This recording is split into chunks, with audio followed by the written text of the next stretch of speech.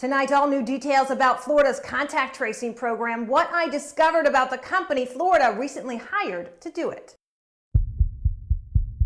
Testing also goes hand in hand with what we call contact tracing. Since the beginning, Florida leaders have described contact tracing as a key weapon in its fight against COVID-19. This is a way that we actually stop the cycle of transmission from person to person. While the state has shared few details about its program, we've now learned back in May, Florida's health department quietly contracted with a Virginia-based company to help expand its contact tracing efforts. Despite repeated requests, the state has yet to provide us with a copy of the contract, but this online state database shows Florida taxpayers are paying Maximus Inc. more than $6.2 million before the end of the fiscal year for contact tracing services to prevent the spread of COVID-19. You hear Maximus Inc., and what do you think? We know that Maximus has had a checkered record that really draws questions about its responsibility as a government contractor. Dan Bass is with Communications Workers of America, the nation's largest communications and media labor union. He says in recent years, Maximus workers have accused the company of underpaying, understaffing, and underperforming. The business also getting in trouble with the feds. In this 2007 settlement, the company agreed to pay $30 million to settle allegations its workers submitted fraudulent Medicare claims for kids in D.C. foster care. A company spokesperson told us the settlement came from a single project in 1999 that didn't meet its own standards. But more recently, Bass says Maximus employees hired to help the CDC answer the public's questions about COVID-19 as part of a 13-month contract have complained about their own working conditions.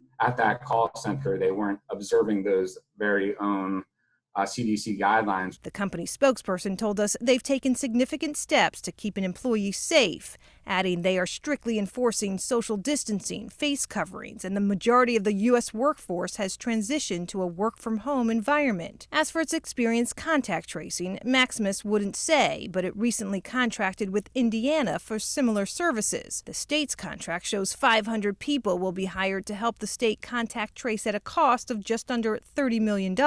How effective contact tracing is in reducing COVID-19 remains to be seen.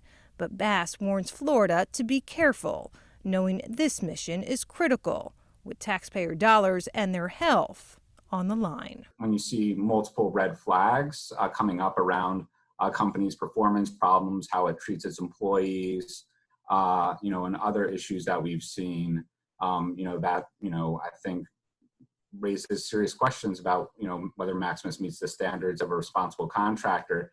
Maximus has and continues to do work with other government agencies in our state. It is the first time, however, the company is providing contact tracing services here. Katie LeGrone, WSFL TV.